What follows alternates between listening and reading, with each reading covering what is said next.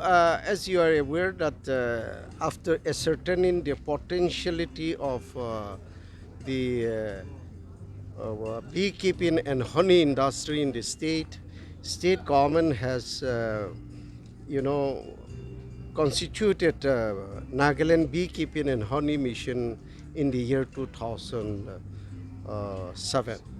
And all the efficient officers from the Agri and Light and other department were posted in the mission. And it is doing a good job. And we have also decided that to create an awareness in the minds of our people, why not let us have celebrate a day commemorating the Nagaland Bee and Honey Mission. So today is the fourth edition of the Nagaland Beekeeping and Honey Mission. Yeah. So why honey mission came so lately in Nagaland? Let me tell you, in fact, we are the force in the Northeast formation of Honey Mission. And the state government told that, yes, government can also do it, but we will have a dedicated cell on a mission mode. So not only Honey Mission, but bioresources and bamboo mission and NEPET. So 4 missions were created, and all the missions are doing a wonderful job. Let me bring to your kind notice that Nagaland honey, tops both in production as well as quality, the tops in the whole Northeast region. And the Nagaland Beekeeping and Honey Mission was like a vehicle for other Northeast to start after us. Yeah. What are the progress that you see of honey mission in Nagaland, especially for the young entrepreneurs, or if there is any youth who wants to pursue in honey business? As you know that Nagaland, there is a less scope of large and medium scale industry. The only potential is agri and allied activities. And out of that, there is a huge potential and demand of Nagaland honey. Nagaland honey is one of the best honey in the world. There is no doubt about it. We are not meeting its target. And through this mission, a lot of awareness has been created, and we are blessed with, traditional knowledge of beekeeping. So we are trying our best to, transform or to upgrade the traditional with that of scientific way of rearing the bees. And a lot of awareness has been created. Trainings are imparted here, and the university students are also coming to this place. They are trained, and not only that, our team, Honey Mission, they are going outside the state, and trainings are imparted to the other state official as well. Yeah. My final question, you have mentioned that the honey mission and the coffee board, they must get married or they are correlated. So can you please elaborate more? Someone was sharing about the climate change for some farmer during the time of conference, and it is true. And in order to to reach the target, we have a vision that vision 2030. We should able to produce about 2,000 metric ton of honey, but as of today we could able to reach only 450. So we still have huge balance of about 1,500 plus. So I was of the view that in order to reach target, we should able to increase every year 195 metric ton. Okay, so as of now, I think about 1 lakh farmers are involved in honey and beekeeping. And if you see the average of the production, it is coming to about, per farmer, it is coming to about 4.5 kgs only. Okay, so I am emphasizing, and we are emphasizing and encouraging our team that awareness should be created in the minds of the people, because there is a huge potential, and it should be on a cluster manner.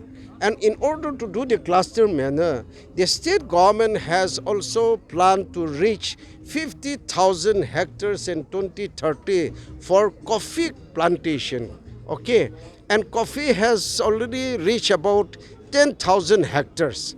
And the coffee, the advantage of coffee is under coffee you can able to grow honey, and honey and coffee it goes well.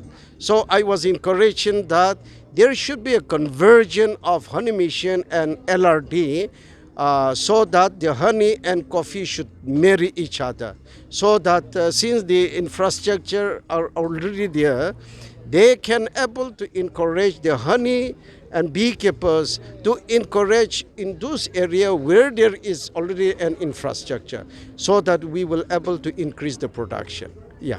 Okay, sir. So like you mentioned about the potential you see in the northeast, particularly in Nagaland, Yeah. and then you mentioned about the employment also, Yeah. and then you mentioned about providing financial assistance also, Yeah. and then we have set a target by 2030. Yeah. So do you think like with this current pace, can we able to achieve the target? You know, I think the target is already always a projection.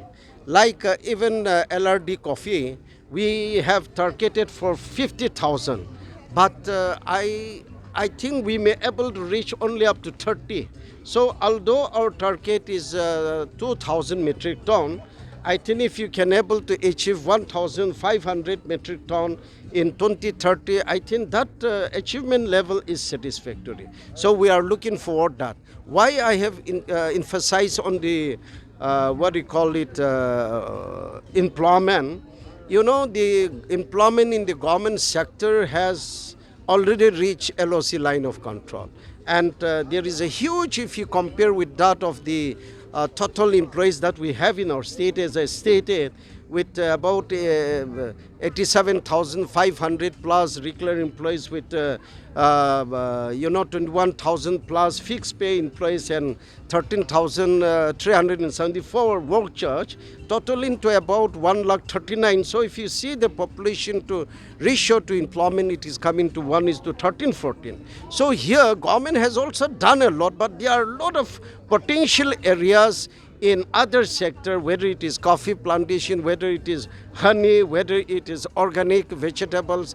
There are a lot of employment opportunity, and the state government and the union government is willing to assist them. Like in the there are schemes of agriculture infrastructure fund under bank, where we give government of India gave 3% interest subvention, as well as the CM microfinance initiatives, where you know the money is already there, and with the bank we can able to avail it.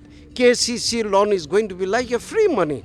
Government of India is providing 3% interest subvention, and the state government is willing to provide 4% interest subvention. So when the rate of interest is 7%, it is going to be an interest loan, you know. So we are telling the young entrepreneurs to come forward, and you know, the farmers, all of us entrepreneurs or unemployed, you cannot be a farmers. Let the farmer be a farmer, but bring the product and marry the market. So it is the duty of entrepreneurs to do it actually. The only one thing is our people, we should know, you know, be Naga, buy Naga product, be Indian product. We should give importance to our product, you know. So as far as honey is concerned, there is no doubt about it.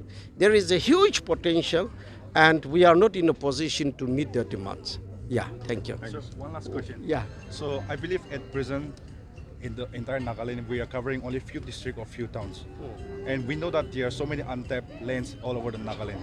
So are you open to any kind of application? If anyone comes with a convincing idea or convincing project, are you gonna ready to accept the project and fulfill it?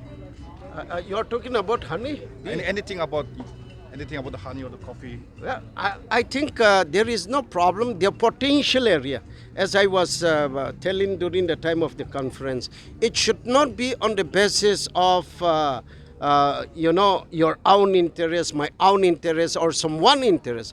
It should be on the basis of the interest where there is a potential area. Like when you talk about coffee, coffee is Arabica is not viable in the fertile areas, right? Or rubber is not viable in the high altitude area. So we may have to identify, only one thing is we need to identify the cluster area. The formation of FPOs and the FPC should be done. And we should not target only one group of individual, one family, one village, but a cluster area.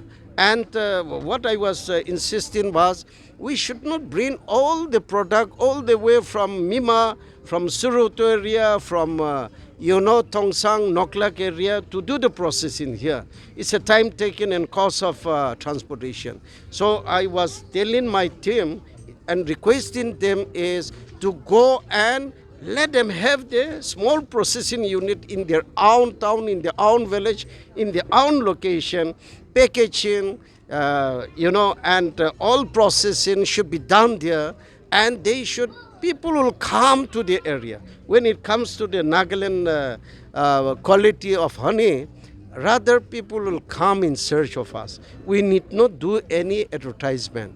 We are not in a position to meet our domestic, our state demand. So when there is a huge potential, I think we will able to, and I was requesting them, this year 2-3 times we came here. Our Union Minister for Agriculture, he was amazed to see and he tested the quality of our honey.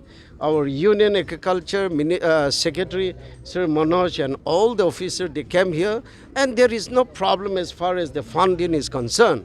So, but government cannot do a business, So our duty is to create an awareness in the minds of our people, and I would like to request that it is not the government or Honey Mission alone. All the like-minded people, civil society, or especially the church should create an awareness in the minds of the people. And how I wish that the biodiversity, potential of honey, clean election, all these things are included in the syllabus of Sunday school, in the syllabus of the pulpit preaching and teaching, and also in the syllabus of the elementary education, because we need to plan for our younger generation. Thank you. Thank you so much.